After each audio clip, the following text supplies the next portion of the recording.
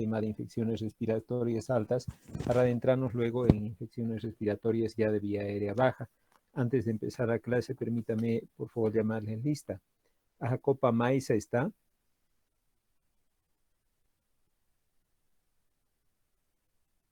Iván Arancibia. Presente, doctor. Agar Almanza. Paul Ávila. Presente, doctor. Aldair Ávila. Carmen Barrón.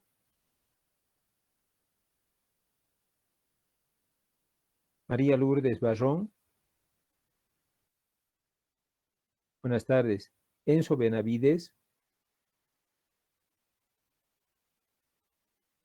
Nicole Berríos. Presente, doctor. Noemí Bolívar. Presente, doctor. Maya Bustamante. Ailín Calderón. Presente, doctor. Buenas tardes. Buenas tardes. Eva Chávez. Raquel Chuca. Presente, doctor. Mabet Copa. Buenas tardes, doctor. Presente. Buenas tardes. Zaida Cruz. Presente, doctor. Rolando Cruz. Presente, doctor. Buenas tardes. Buenas tardes. Mariela Cruz. Buenas tardes, doctor. Presente. Buenas tardes. Gino Diverno. Buenas tardes, doctor. Presente. Buenas tardes. Luis Fernando Donaire. Presente, doctor. Buenas tardes. Buenas tardes. Laura Encinas. Gabriel Escobar. Adriana España. Jimena Flores. Presente, doctor. Buenas tardes. Buenas tardes. Johnny Flores. Reina Flores. Presente, doctor. Buenas tardes. Buenas tardes. Noelia Flores. Raiza Guerrero. Diana Hinojosa. Presente, doctor. Cristian Guaita. Orlando Castro. Presente, doctor.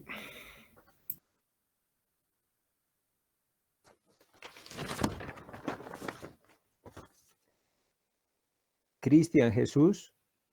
Presente, doctor. Buenas tardes. Buenas tardes. Ivanet Yanqui. Presente, doctor. Gabriela Machaca. Ana Beatriz Mogro.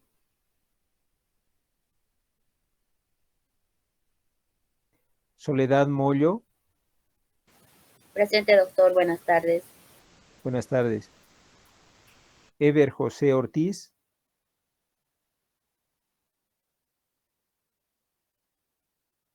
Araceli Otondo. Presente, doctor. Buenas tardes. Buenas tardes. Valeria Peñafiel. Buenas tardes, doctor. Presente. Buenas tardes. Pablo Manuel Quevedo. Presente, doctor. Buenas tardes. Buenas tardes. Janina Quispe.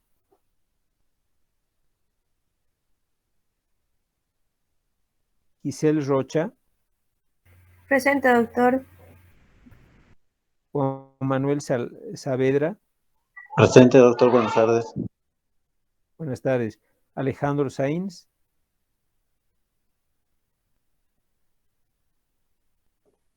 Noelia Salgueiro. Presente, doctor. Buenas tardes. Buenas tardes. Laura Salinas.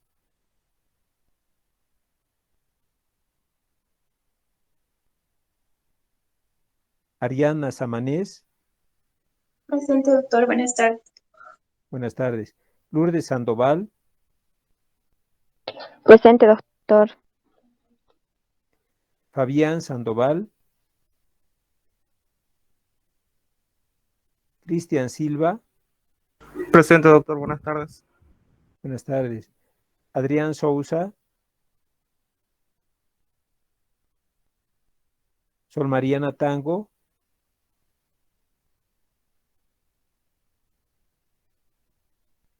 Lisbeth Tolava. Presente, doctor. Doctor, perdón, Sergio mi Vargas. interés se cortó, Tango. Ya está bien. Sergio Vargas. Luis Sven Vargas. Graciela Vargas. Luis Marcelo Vázquez. Ana Ruth Velázquez. Eunice Belis. Presente, doctor. Buenas tardes. Buenas tardes. Romina Celaya. Presente, doctor. Jessica Yucra. Presente, doctor. Bueno, vamos a continuar entonces con nuestros temas. Recuerden que habíamos quedado ya en el tema de un niño con resfrío y teníamos que ya ver el diagnóstico diferencial con las amigdalitis bacterianas, cuadros, por supuesto, muy preocupantes y que muchas veces requieren tratamiento. Recuerden que una amigdalitis bacteriana, voy a compartir con ustedes la pantalla para que podamos verla. Recuerden que en realidad tiene connotaciones clínicas diferentes que permiten, por supuesto, aclarar el diagnóstico diferencial. Generalmente faringoamigdalitis de origen viral es una enfermedad muy propia de los niños pequeños, mayormente menores de 5 años, y aunque da, por supuesto, a cualquier edad, una persona adulta también puede tener una faringoamigdalitis viral, pero es más frecuente en los menores de 5 años. Y las bacterianas se dan con mayor frecuencia en mayores de 5 años. La fiebre es un acompañante casi constante de las faringoamigdalitis bacterianas, aunque es muy poco manifiesta en el niño con una faringoamigdalitis de origen viral. La característica física de la amígdala, donde vemos un exudado pultáceo, ¿no es cierto?, en la faringoamigdalitis de origen bacteriano, generalmente en el niño con una faringoamigdalitis viral, es congestiva, o sea, se la nota muy roja, muy irritada. Hay unas lesiones vesiculares o a veces también como ulcerativas en la misma faringe, indicándonos la característica viral del proceso. Exudativas bacteriana y vesiculares o ulcerativas en los cuadros virales. La tos es muy frecuente, muy acompañada a las faringoamigdalitis virales y generalmente el niño con una faringoamigdalitis bacteriana no tiene tos. La posibilidad de que sea viral es muy alta, ¿no? Y ahí ven ustedes en los cuadros bacterianos como en los niños pequeños es tan infrecuente la bacteriana, ya que mayormente es viral y a medida que va pasando la edad se va haciendo bastante frecuente. En realidad, dentro del punto de vista del tratamiento, recordemos que siguiendo las normas de evaluación clínica, pues la medicación tiene que ver con el uso de la penicilina benzatínica. Habitualmente en el niño mayor de 25 kilos se le administra 1.200.000 unidades internacionales y en el menor de 25 kilos 600.000 unidades internacionales. Siempre nos hemos acostumbrado a dar la medicación por 1.000 unidades kilo y recordemos que la dosis por kilo peso es de 30.000 unidades internacionales por kilogramo de peso, dosis única, porque la acción de este tipo de penicilina es prolongada. Desde luego, como segunda alternativa, muy frecuentemente recomendada en niños que tienen buena tolerancia oral antes que pincharlo, es la amoxicilina. La amoxicilina ha demostrado muy buena utilidad en las faringoamigdalitis bacterianas y se da una dosis de 40 miligramos por kilogramo de peso dosis, ¿no?, en el paciente. Y desde luego, cuando usamos ya para kilo día, es de 50 a 100 miligramos por kilogramo de peso día. Se prefiere siempre la dosis más alta, vale decir la de 80 miligramos por kilogramo de peso día, que valdría lo mismo a decir de 40 miligramos kilodosis, ya que con esta dosis se puede administrar solamente en 2 tomas. Cuando usamos una dosis más bajita, por ejemplo a 50 miligramos por kilogramo de peso día, tenemos que fraccionar la amoxicilina cada 8 horas. Aparte de aquello, recordemos que en niños más grandes, generalmente la dosis es suficiente, 3 gramos día. La tercera opción, especialmente pacientes alérgicos a la penicilina o a la amoxicilina, se usa la claritromicina, la acitromicina o la eritromicina. Esta última la preferimos muy poquito, puesto que es bastante gastrolesivo, la tolerancia a la eritromicina es muy baja, pero tenemos los otros macrólidos y los otros asálidos que permiten una mejor tolerancia. Ahí tenemos, por ejemplo, como cuarta opción, la acitromicina a una dosis de 10 miligramos por kilogramo de peso dosis, ¿no es cierto? Cada 24 horas, habitualmente dada en 5 días. Por supuesto, el dolor, el malestar y en el caso de la bacteriana, la fiebre, se trata con el paracetamol que ya habíamos visto en el resfrío común la dosis, al igual que el ibuprofeno con una dosis similar. ¿De acuerdo? Entonces, ese es el cuadro de una faringoamigdalitis. ¿Alguna duda que tengan sobre esta entidad? En el diagnóstico diferencial, en la conducta terapéutica, en el tipo de medicamentos que estamos recomendando para los niños. ¿Alguna duda? Bien, veo que está muy claro el cuadro clínico. Ahora vamos a hablar de una entidad muy frecuente que es la otitis media aguda, que hace referencia evidentemente en la mayor parte de los casos a un exudado y a una afectación del oído medio, ¿no es cierto? Una etiología bastante diversa y también entre ellos las bacterias y los virus. Aquí les he traído una clasificación sobre cómo clasificar una otitis media y recuerden, hablamos de esporádica cuando los episodios de otitis media son aislados, se repiten pero son muy aislados, muy de vez en cuando. La otitis media aguda persistente habitualmente se produce por reagudizaciones del cuadro óptico, pero es persistente porque estas reagudizaciones se dan dentro de los siguientes 7 días de finalizado el tratamiento. Ejemplo, una persona termina el tratamiento el día lunes y al jueves otra vez está con el dolor de oído, el malestar. Dentro de esos 7 días siguientes, el paciente ya desarrolla la enfermedad. Las recidivantes son aquellos que han pasado más de 7 días después de terminar el tratamiento para que el paciente empiece a manifestar nuevamente los síntomas de infección óptica. Estas son las recidivantes y las recurrentes son cuando se repiten con demasiada frecuencia los episodios de otitis. Ahí estamos hablando que se dan 3 episodios en menos de 6 meses o 4 en el lapso de un año. Y la subaguda es aquel niño que presenta un exudado persistente, aquellos pequeños que tienen secreción purulenta por el oído, pero crónica. O sea, pueden pasar 3, 4 meses y sigue su supuración. Son las que llamamos otitis medias subaguda. Ahora bien, ¿por qué se produce tanto en pediatría? ¿Por qué es tan frecuente? Tiene que ver primero con varios factores de riesgo para que desarrolle el paciente una otitis media aguda. En la imagen, ¿qué estamos viendo? ¿Alguien me puede decir?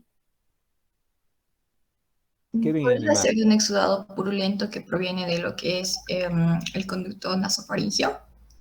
A ver, fíjense bien la imagen. La están viendo, ¿verdad? ¿Qué ven? ¿Qué ven en la Una imagen? faringitis. Inflamación de las amígdalas, doctor, que está llegando a obstruir incluso el paso. Ya, en realidad es una hendidura palatina. Esto que están viendo aquí, este pequeño huequito, es el paladar. Fíjense, traten de ver la zona. Todo esto es el paladar, ¿no ven? Y aquí tiene un huequito. Es una hendidura palatina. Usted mira, doctor, no es labio leporino, ni paladar así completamente hendido, ¿no? Es una hendidura palatina parcial. O sea, no ha cerrado el paladar. Es muy importante el diagnóstico, porque si no lo hacemos a tiempo, pues no, como este niño no se va a operar, o sea, va a seguir así y puede provocar serios problemas tanto en la alimentación como también en la fonación del niño. Estos son niños que se operan muy pronto después del diagnóstico.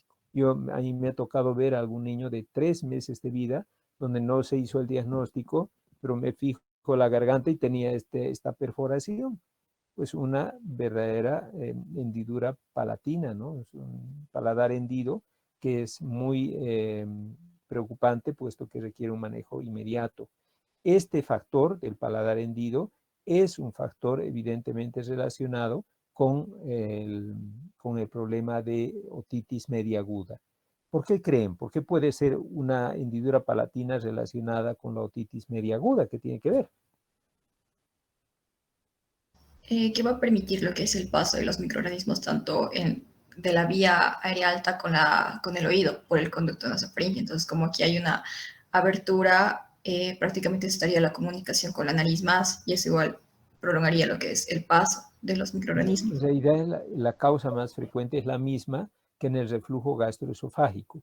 Al haber permanentemente una secreción o una presencia de alimentos en la zona faríngea, inflama la zona faríngea, no la infecta, la inflama, y al inflamarse obstruye la trompa de Eustaquio, ¿no es cierto? Y eso obviamente va a generar una inflamación en la membrana timpánica y posteriormente, ante la falta de drenaje, una verdadera infección. Por lo tanto, los efectos anatómicos, los defectos anatómicos, al igual que el reflujo gastroesofágico, está asociado con esta entidad. ¿De acuerdo? Ahora, ¿cómo podrá ser, por ejemplo, una causal de otitis media aguda la ausencia de lactancia materna?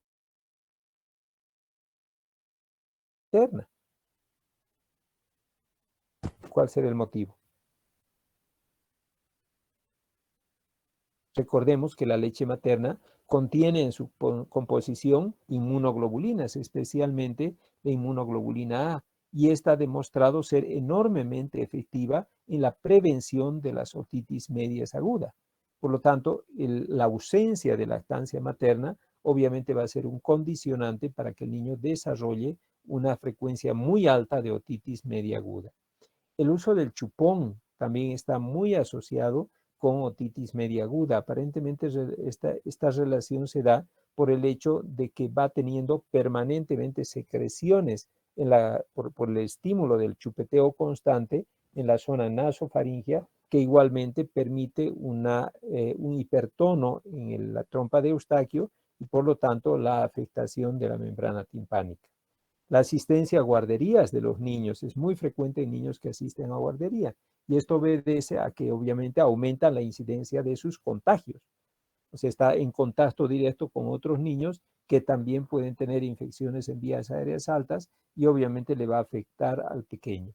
El tabaco, ¿cómo puede ser? Porque usted mira, doctor, los bebés a esta edad no consumen tabaco, pero son fumadores pasivos, recuerden ustedes.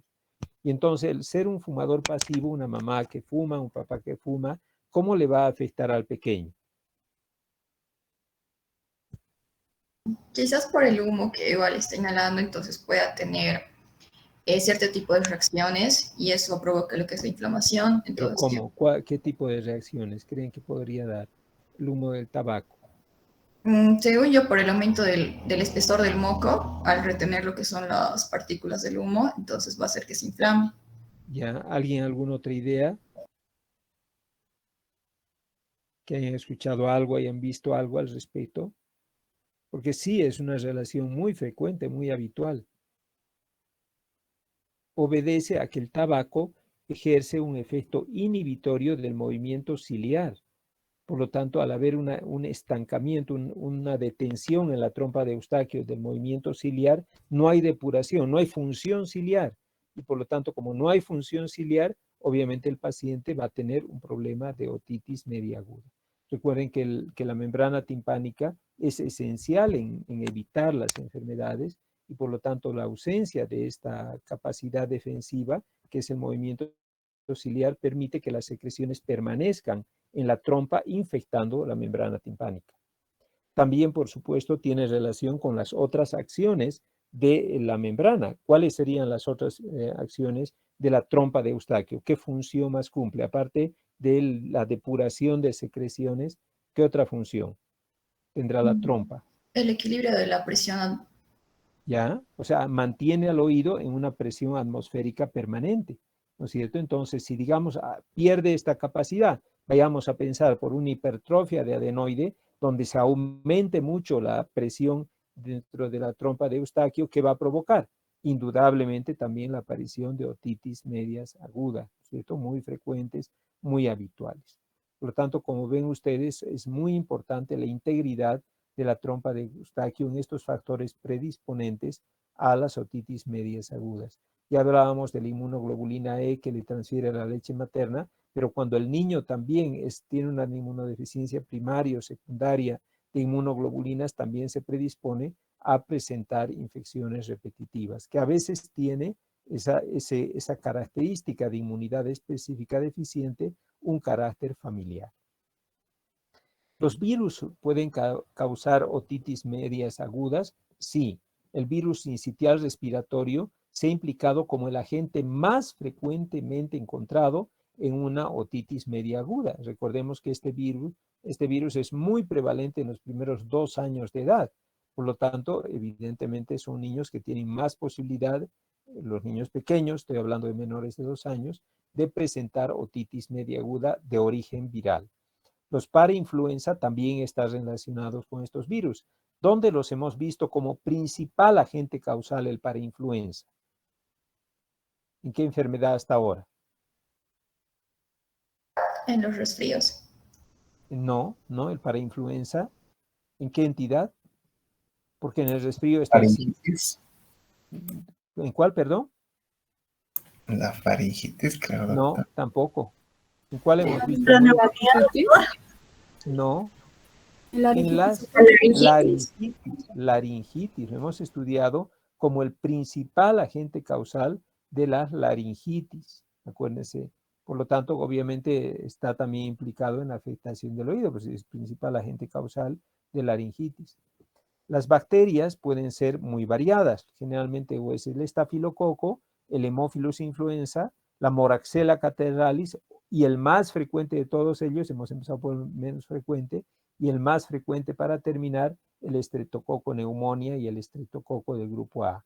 O sea, recordemos, el Staphylococcus aureus también puede estar presente. Ahí estamos viendo la imagen del Streptococo pneumonia. También puede estar presente la Moraxella catarrhalis. También puede estar presente, habíamos dicho, el Haemophilus influenza. Y también, desde luego, el principal agente causal, el Streptococcus pneumonia, dentro de las etiologías bacterianas de las otitis medias agudas. Aquí viene lo que ya explicábamos un poquito, la capacidad que tiene el niño de tener una vía óptica permeable, ¿verdad? Los pares craneales también pueden ser contribuyentes, la parálisis del quinto o del noveno, el quinto para la parte externa del oído externo y de la media para adentro, el noveno, son también elementos muy importantes relacionados con la afectación de la audición y por supuesto de la incidencia de infecciones.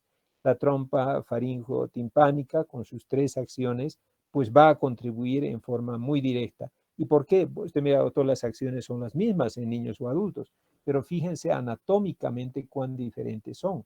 No solo en el diámetro de la trompa, ¿verdad? Que es mucho más delgada en los niños, sino también en la posición de la trompa. Recuerde que el niño no tiene una cara como el adulto que ven ustedes aquí, alargada. Los niños tienen facies redonda. Eso hace que la trompa de Eustaquio no pueda tener un sistema de drenaje eficiente porque es prácticamente horizontal la trompa. Por lo tanto, en forma muy directa se afecta el oído por aspectos anatómicos, como ven ustedes. Entonces, evidentemente, estos niños son más predispuestos a enfermar que un adulto porque tienen defectos anatómicos, tanto en grosor como también en posición de la trompa faringotimpánica.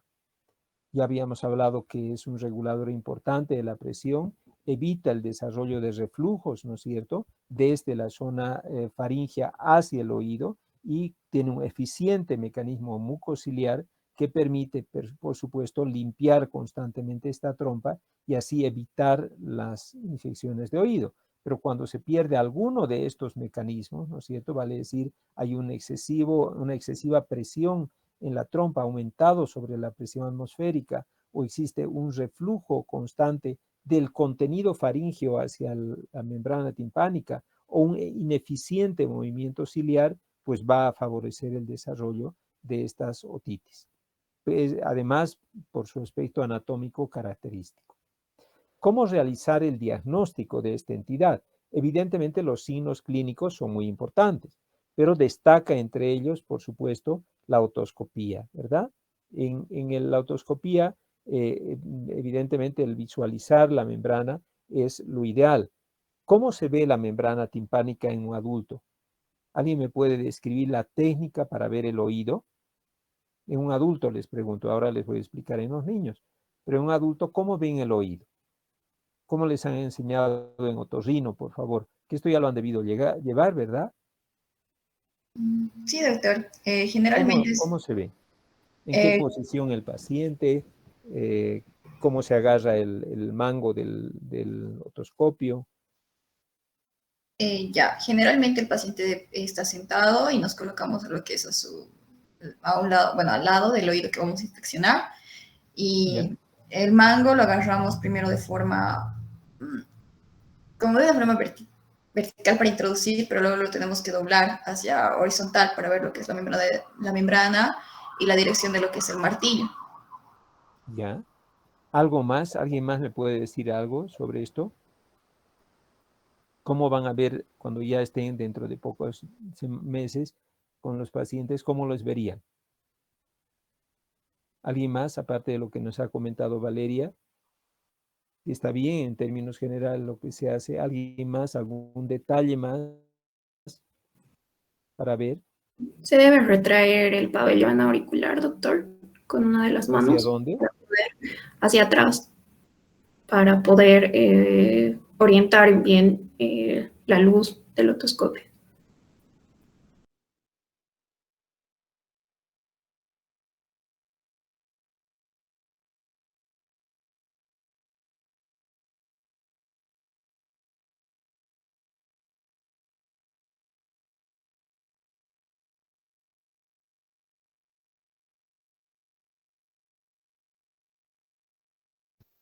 Doctor.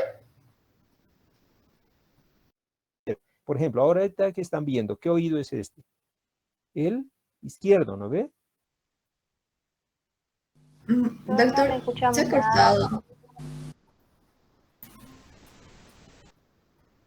¿Me escucha? Sí, doctor, recién se cortó hace rato después de que sí, la compañera contestó. Es decir, sí, en pantalla, decía, el paciente en el niño que tiene más de 3 años, se toma también sentado como un adulto. Sí, hasta ahí estamos bien, ¿verdad? ¿Me están oyendo? Ya, perfecto. Entonces se toma de posición sentada. Les decía, la mano que agarra el mango del laringoscopio corresponde al mismo lado. O sea, va a decir, aquí este paciente estamos viendo el pabellón auricular izquierdo, ¿verdad? Entonces, el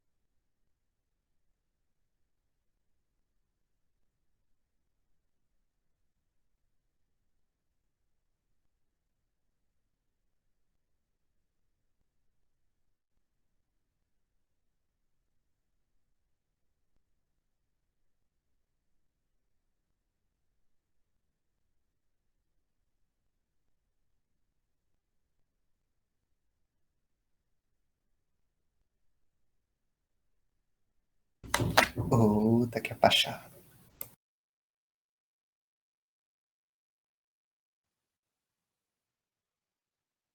Hola, ¿me escucha? Sí, doctor, ahora sí. Ahora recién, ¿no? Se nos corta. Yo creo que mi internet está fallando así enormemente. Pero bueno, ¿qué vamos a hacer? Les estaba explicando cómo ver la membrana timpánica. Les decía, por ejemplo, si ustedes van a ver el oído izquierdo, en este caso, deben agarrar el mango del laringoscopio con la mano izquierda. Si yo voy a ver el oído del lado derecho, agarro el mango del laringoscopio con mi mano derecha. Es un elemento muy importante, o sea, depende del lado donde esté. ¿Por qué? Porque si no se va a cruzar, pues no va a poder ver nada, no va a poder hacer las tracciones respectivas. O sea, tiene que ser con el mismo lado de la oreja que vamos a ver. Voy a ver la oreja izquierda, entonces agarro el mango con la mano izquierda. Y si voy a ver la oreja derecha, agarro el mango con mi mano derecha. ¿sí? Ese es un primer elemento a tomar en cuenta. Segundo, el paciente está en posición sentada y debo con la mano contralateral, en este caso estoy viendo el oído izquierdo, con la mano derecha voy a traccionar hacia atrás y arriba el pabellón auricular para enrectar el conducto auditivo externo, para que el conducto auditivo, que es oblicuo, quede recto. Esa es la característica de tracción que deben tener. Y por supuesto, en este caso, con la mano izquierda voy a introducir el cono hasta poder ver la membrana timpánica. ¿Sí? ¿Está claro hasta ahí? Sí. Jóvenes, ¿está claro? Sí, doctor. Perfecto, muy bien. Entonces, una vez hecha esa maniobra, ¿no es cierto? Ya lo que voy a hacer es ver qué hacer en niños. En niños pequeños no se puede así. ¿Por qué creen que no pueden hacer eso? Digamos, un niño de 1 año. ¿Por qué no le puede ver sentado? Ya se sienta, es más, ya camina al año de edad. Entonces, ¿por qué a un niño de 1 año no pueden hacer ese procedimiento? Porque se mueve mucho, doctor. Claro, se mueve demasiado, es imposible poder verle. Por lo tanto, tienen que hacerlo echado. El paciente tiene que estar recostado y lateralizado, tiene que estar de lado. ¿Y qué hacemos? Sujetamos la cabeza, generalmente con estos dedos para que no mueva, y con estos 2 dedos solamente traccionamos, pero no atrás y arriba, sino atrás y abajo. O sea, se tracciona hacia atrás y hacia abajo, para que realmente se exponga el conducto auditivo. En el niño es al contrario, en lugar de ser hacia atrás y arriba, es hacia atrás y debajo, para lograr enrectar el conducto. Y el paciente está echado, y vemos de un lado y otro lado. Ahora, ¿qué es lo que vamos a ver? ¿Qué es lo que procuramos observar? Estos elementos anatómicos. Aquí vemos, por ejemplo, una membrana timpánica totalmente normal, tiene un color blanco nacarado, ¿no es cierto? Estamos pudiendo ver el martillo con total precisión y así lo vemos. Esta mañana he debido ver unas 4 o 5 valoraciones de oído y todas estaban normales, felizmente. Y eso es lo que siempre vemos, el martillo, ¿no es cierto? Aquí está el mango del martillo, donde es un elemento muy visible, ¿no es cierto? Y debajo del mismo se ve esta imagen que es el triángulo lumínico, ¿no es cierto? El triángulo de luz, aquí también la vemos en forma esquemática, por supuesto, con mucha mayor claridad, que son los elementos anatómicos. La característica de la membrana es de ser cóncava además, ¿verdad? Es metida hacia adentro, es cóncava, no es convexa ni plana, es cóncava. Por lo tanto, esa es la imagen que nos da la membrana timpánica. Y valoramos no solo en triángulo lumínico la visualización, por supuesto, del martillo, sino que también valoramos un elemento importante que es la movilidad de la membrana timpánica, la capacidad que tiene la membrana de poderse mover. Por eso estamos haciendo esta neumotoscopía, que es fundamental. O sea, habitualmente introducimos el otoscopio y mientras vemos vamos insuflando nuestra perita para ver cuál es el movimiento que experimenta la membrana timpánica y cuál es la sensación que percibe el paciente. Habitualmente al hacer la neumotoscopía, el paciente con una afectación de oído, o sea que tenga por ejemplo una otitis media aguda, le va a molestar, porque obviamente la membrana está inmóvil por la inflamación y si tratamos de moverla por estas diferencias de presiones, inmediatamente el paciente siente la sensación de dolor. Cuando le hacemos a una persona normal, a estos 5 pacientes que los vi esta mañana, no genera ningún malestar, obviamente no siente nada y yo veo en la otoscopía cómo se mueve la membrana timpánica de manera natural. En un paciente con una otitis no vamos a ver prácticamente el movimiento de membrana timpánica, ¿verdad? Aquí tenemos, por ejemplo, ya imágenes patológicas de lo que vamos a poder observar en nuestros pacientes, ¿verdad? Voy a tratar de agrandar esta primera imagen para que ustedes también puedan verla mejor. No sé si pueden verla bien, creo que no está muy clara. Es en realidad aquí. Ahora yo creo que ya pueden ver la primera inflamación que se ve. Aquí en realidad estamos pudiendo ver evidentemente el martillo, pero en la parte externa del mango del martillo observamos un enrojecimiento, un eritema, que sería la primera fase inflamatoria de esta membrana timpánica. Ya en esta segunda imagen lo que estamos viendo es una mayor congestión. Está, por supuesto, mucho más roja la membrana timpánica, está muy congestionada, pero además ya vamos a ver la posibilidad de inmovilidad o disminución en el movimiento de la membrana timpánica. Cuando vemos un poquito más allá, ¿verdad? Aquí tenemos la membrana timpánica, esta vez ya muy abombada, se ha perdido totalmente el triángulo lumínico, ya no lo veo, y chao martillo, o sea, ya no vemos nada del martillo. Y lo que estamos viendo, aparte de eso, que es muy llamativo, es la convexidad de la membrana timpánica, ¿no es cierto? Ya a esta altura, en etapa exudativa, el paciente obviamente va a disminuir francamente en forma significativa su capacidad auditiva, ¿no es cierto? En este oído, que está además muy claramente convexa la membrana. Y cuando observamos ya esta etapa, así me dio un color violáceo, oscura la membrana, es la etapa ya supurativa. O sea, vale decir, la membrana ya empieza a presentar un exudado purulento, inclusive puede presentar ya perforación de la membrana timpánica y desde luego una disminución significativa de la audición. Prácticamente no escucha nada de ese oído nuestro paciente. Esas son las características que vemos habitualmente en nuestros pequeños que tienen ya una infección clara de oído. Las manifestaciones clínicas, por supuesto, usted mira, doctor, el dolor de oído. Sí, pero está ausente en los niños menores de 2 años. No tiene ningún dolor. ¿Cómo creen que se puede diagnosticar una otitis sin ver todavía la membrana en un niño que tiene menos de 2 años? ¿Cómo podremos saber? ¿Alguna idea?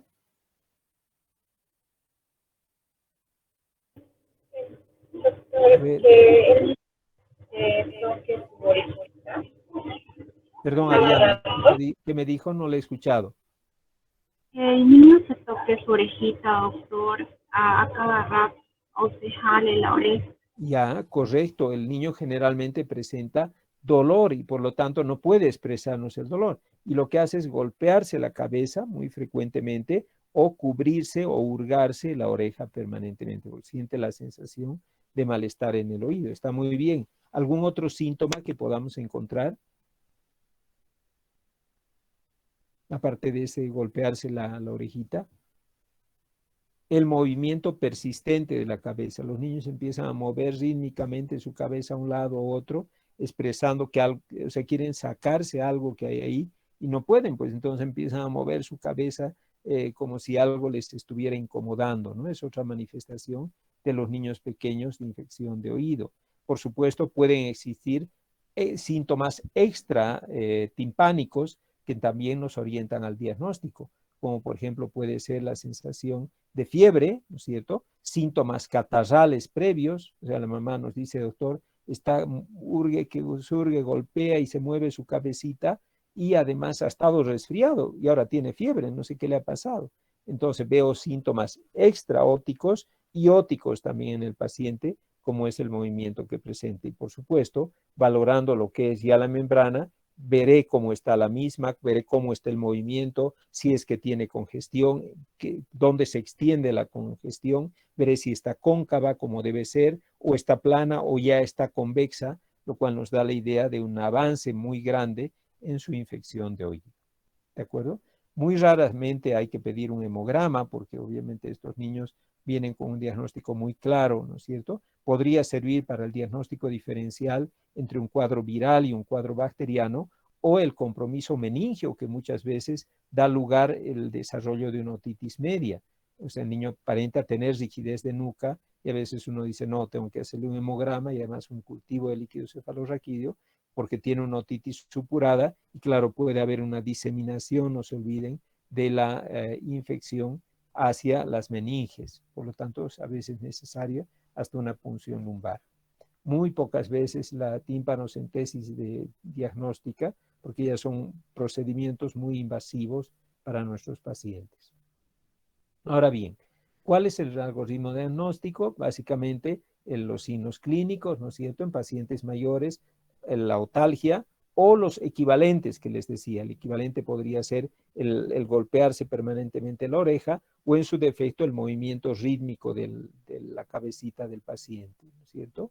Y desde luego ya el examen físico es un elemento muy importante en el diagnóstico, donde vamos a ver el abombamiento, les he comentado, vale decir, la membrana está convexa, falta de movimiento, ustedes hacen la neumotoscopía y no se mueve, ¿no es cierto? Pero además de eso está roja la membrana timpánica. Entonces, si yo tengo un cuadro agudo que se ha iniciado con fiebre y aparentemente movimiento de la cabecita del niño, con una otoscopía donde observo estos hallazgos, pérdida del triángulo lumínico, abombamiento de la membrana, está convexa, ha perdido, ¿no es cierto?, su movimiento y está de color eritematosa, roja, entonces diré, cumple los criterios y por lo tanto este paciente corresponde a una otitis media aguda y probablemente tendré que hacer mi tratamiento en forma directa. Ahora, cuando cumple los 3 criterios no queda ninguna duda, pero ¿qué pasa si solamente cumple 2? Digamos, es un niño que se golpea la orejita, es un cuadro donde observo una imagen reciente, no ha habido mucho tiempo, pero la membrana me ha dejado duda. No veo que haya falta de movimiento, se mueve todavía la membrana, está cóncava, no está bombada, pero sí está roja. Entonces tengo sospechas de una probable otitis media aguda, tendré que buscar otros síntomas más, como por ejemplo les decía que es una entidad asociada a problemas catarrales, entonces dirá, no, este puede ser una otitis, porque además tiene catarro, es un niño pequeño, ¿no es cierto? 5 meses podría no tener estas imágenes típicas en el oído, o sea que hay que considerar que puede ser una otitis. Es un niño que ya antes venía con infecciones previas, repetitivas, y desde luego hay algún antecedente familiar de infecciones de oído repetitivas. Por lo tanto, diré, no, está confirmado entonces, y ante estos hallazgos directamente voy a proceder a tratar a mi paciente. ¿Cuál es el tratamiento? Actualmente, la conducta es un abordaje ¿cómo? ¿Alguien me puede decir qué es lo que han visto? Porque este tema seguro lo han visto en otorrino también. ¿Qué pasa si ustedes tienen un adulto que está con dolor de oído, no tiene fiebre, sí ha estado precedido de resfrío, de catarro, observan su faringe muy congestiva y al ver la membrana timpánica no han encontrado más que un ligero eritema. No hay inmovilidad de la membrana, se ve el triángulo lumínico y la membrana está cóncava. ¿Qué harían? ¿Han aprendido qué hacer en adultos con esta imagen? Se aplica descongestionantes, antiinflamatorios y también hacíamos la maniobra de Valsalva. Ya, o sea, ¿qué le daría? ¿Qué le daría a esta persona? Antiinflamatorios y descongestionantes. ¿Qué? ¿Pero qué? Explésese con propiedad, Valeria. ¿Qué le da? O sea, el fármaco, dice el Claro, doctor. el fármaco, porque usted me está hablando de fármacos. ¿De qué fármaco? Le daría un paracetamol o un ibuprofeno. Ya, ibuprofeno, está bien. ¿Qué más? Y de los descongestionantes podría ser un... Ay, no recuerdo, doctor. Ya, tal vez la isoefedrina, la fenilefrina, alguno de estos, ¿verdad? Para ayudarle a descongestionar la faringe. Pero ¿y no le da ningún antibiótico, nada?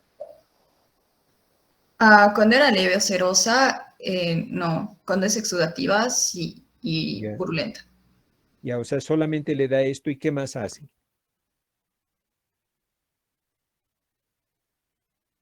O sea, váyase a casa y ya está, ¿o cómo? Doctor, también puede dar diclofenaco en horario. Ya, le dan un analgésico, pero ¿qué más le indican? ¿Nada más? No tenemos que ver la posible causa, es decir, que igual si quizás tiene una hipertrofia adenoidea o si tiene alguna ERGE, por ejemplo, igual si tiene reflujo, entonces tendríamos que hacer el tratamiento de la causa. Ya. Bien, o sea, fíjense, en realidad es una medicación sintomática, ¿no? Han tratado de aliviar los síntomas al paciente, pero claro, si era realmente una infección de oído, obviamente no va a mejorar, se va a perforar la membrana timpánica y va a haber una mala respuesta. O sea, en realidad, evidentemente en pediatría también se procura el tratamiento diferido. pero con caracterizaciones propias en pediatría. Te vale decir, menores de 6 meses se trata. O sea, se trata, como son síntomas tan poco claros, entonces es recomendable darle un antibiótico.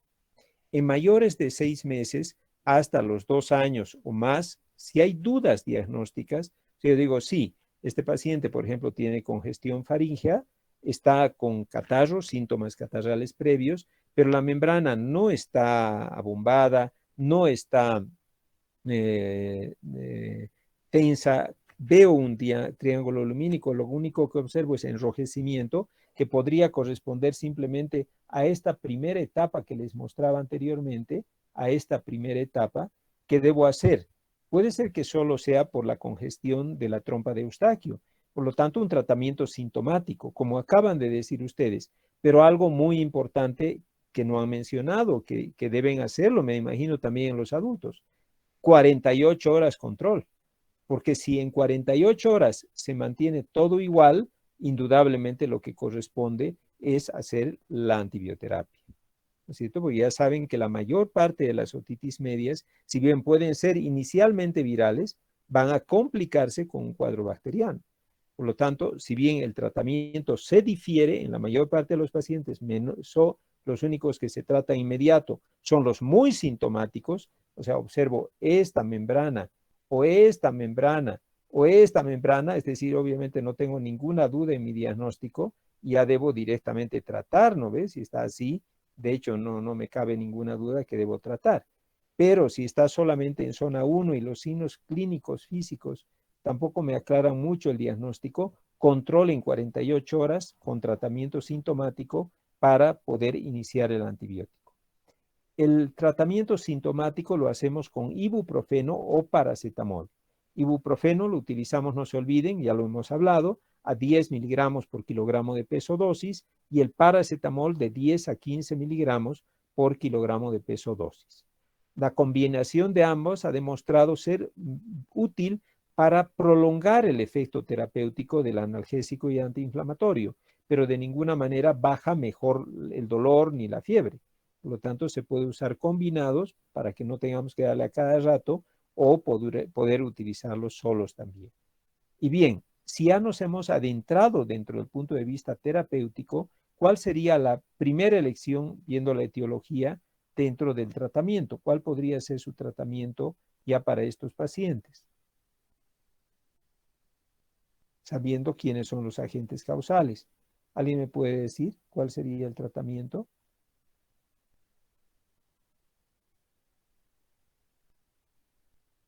Indudablemente el tratamiento va dirigido contra el estreptococo, ¿no es cierto? Lo primero, la amoxicilina.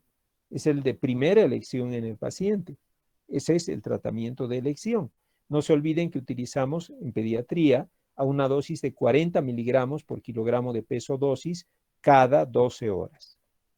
La amoxicilina, primera elección. La amoximas clavulánico se utiliza para aquellos pacientes que ha habido un fracaso terapéutico a la amoxicilina. O sea, en esa circunstancia, yo voy a utilizar amoxicilina más ácido clavulánico, o en los cuales tenga alguna certeza laboratorial de que hay una producción de beta-lactamasa por el germen, donde obviamente la amoxicilina, de hecho, no va a dar resultado. Entonces ahí utilizaré la amoxicilina más ácido clavulánico. La ceftriaxona se la utiliza también, por supuesto, por vía parenteral en pacientes que no han respondido a la amoxicilina más ácido clavulánico. Y los macrólidos, en este caso, por ejemplo, la claritromicina, 15 miligramos por kilogramo de peso día, fraccionado en 2 administraciones, a pacientes que lamentablemente han presentado una resistencia, o no resistencia, sino una alergia a la penicilina. Entonces, no puedo usar penicilina, debo utilizar un macrólido, ¿no? En este caso, un azálido, como la claritromicina en las dosis que les comentaba. ¿De acuerdo? ¿Alguna duda que tengan en la conducta terapéutica? Doctor, ¿puedes repetir la dosis de la amoxicilina y de la amoxicilina más ácido clavulánico, por favor? Sí, ambas con dosificación de amoxicilina se da en una dosis de 40 miligramos por kilogramo de peso dosis cada 12 horas. Repito, 40 miligramos por kilogramo de peso dosis cada 12 horas. El tiempo recomendable de tratamiento, así lo dice la normativa internacional, de 10 días. Ya vamos a ver que dentro del punto de vista de la norma nacional de atención clínica es menos tiempo. ¿Alguna duda? Gracias, doctor. ¿Podría repetir la nada. dosis de la claritromicina, por favor? Sí, como no, la claritromicina, una dosis de 15 miligramos por kilogramo de peso día, fraccionada en 2 administraciones. Esa es la claritromicina, 15 miligramos por kilogramo de peso día entre 2. Ese es el medicamento. No, de nada. Doctor, ¿y podríamos Sí. hacer la miringotomía en casos muy severos o en pacientes inmunodeprimidos? Porque en adultos nos enseñaron que sí, en casos muy, muy severos podíamos hacer esto. Sí, se puede realizar también cuando el niño está muy comprometido. También, como vemos en la parte final, se hace, ¿no? O con finalidades diagnósticas, por ejemplo, cuando tenemos una persistencia de la enfermedad pese a los tratamientos recomendados. Pienso que se trata de algún germen resistente, entonces necesito una muestra para poder, obviamente, generar ya un tratamiento más adecuado. Ustedes me dirán, ¿vemos niños con drenajes en oído? Sí, ustedes van a poder ver niños con drenaje también timpánico en casos muy resistentes o muy persistentes. Gracias, doctor. De nada. Bueno, espero que les haya servido el tema. Para la próxima clase vamos a hablar un poquito de la norma nacional de atención clínica que les comentaba, a ver si hay alguna variación dentro del punto de vista terapéutico. Y por ahora, pues nada, lo dejamos aquí y que tengan una linda tarde. Que les vaya muy bien. Doctor, Dígame. ¿recuerda el problema que le dije de mi grupo para el metaanálisis? Allá, sí, me ha mandado una notita antes de empezar la clase. La voy a leer, Valeria, y luego le mando un mensaje. Ya, está bien, doctor. Muchas gracias. Muy bien, de nada. Hasta luego. luego. Hasta luego, doctor. Hasta luego. Hasta luego. Que les vaya bien. Hola, doctor. Hasta luego. Hasta luego, doctor. Hasta luego.